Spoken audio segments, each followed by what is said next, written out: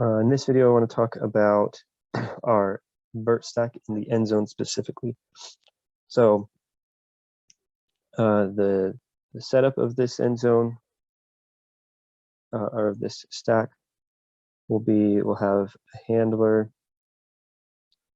two handlers down here. We'll have the handler setting the stack will be, we'll have one handler setting the stack, and then the cutters will go back. And if we're close,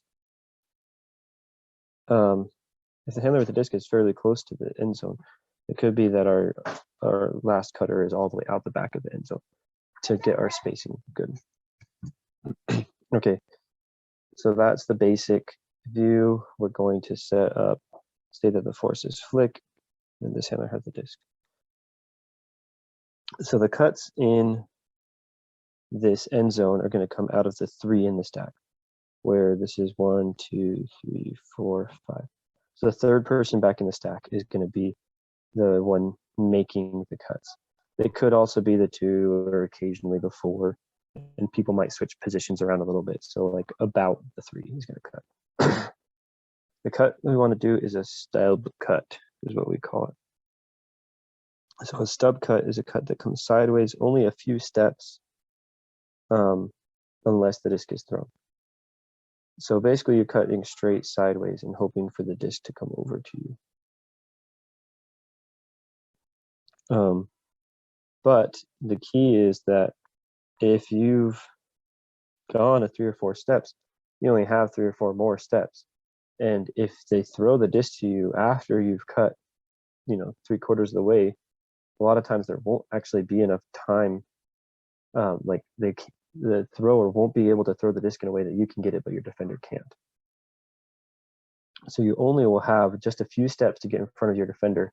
And if you're not in front of your defender after just a few steps, you should cut out and then just straight back in. Or potentially cut out if you're getting tired, cut straight back, cut back to the stack in a different spot than the 3 or the 2. Cut clear out of that spot and let someone else go. So you take your cut out to here and then get out of the way if you are too tired to keep cutting hard.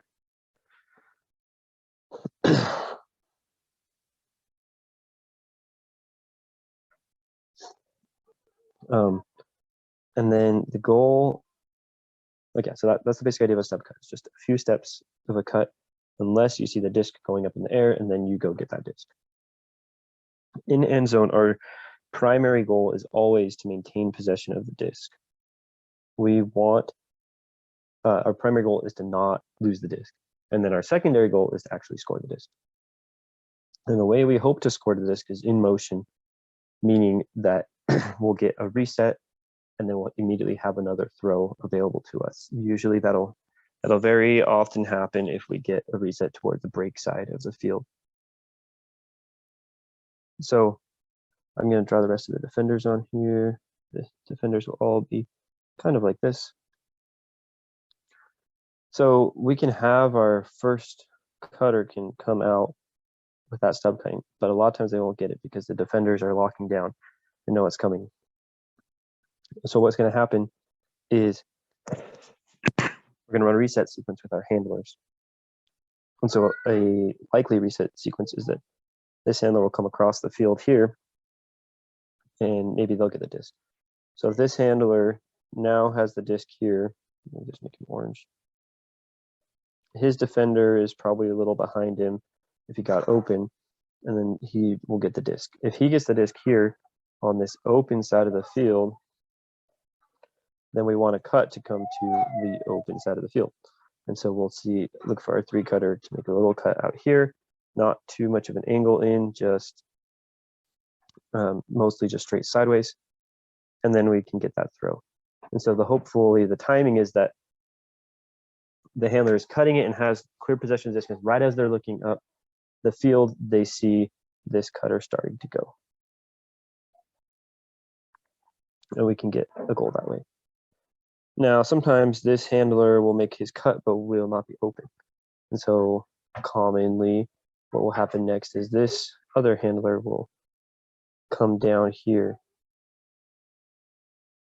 toward the break side. So this handler's up here now.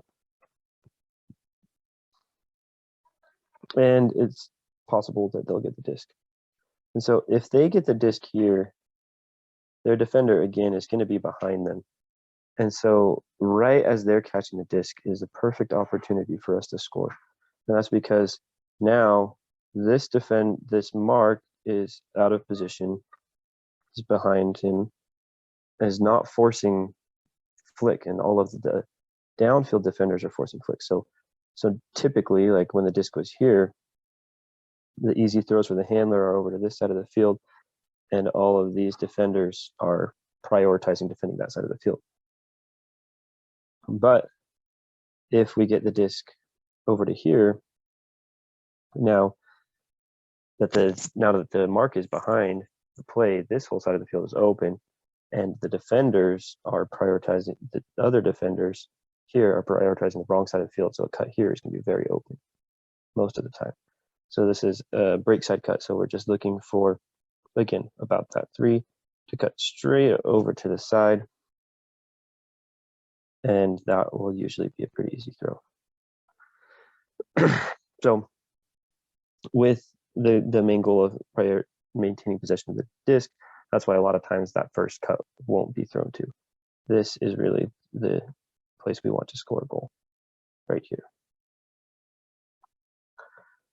There are some other ways that the handlers might reset the disc, but the important thing for the cutters to know is if you're in the 3 cut spot, then when you see a handler to handler throw, if you see a handler throw the disc to somebody else, as they're catching the disc, run to the same side of the field that they just caught the disc on.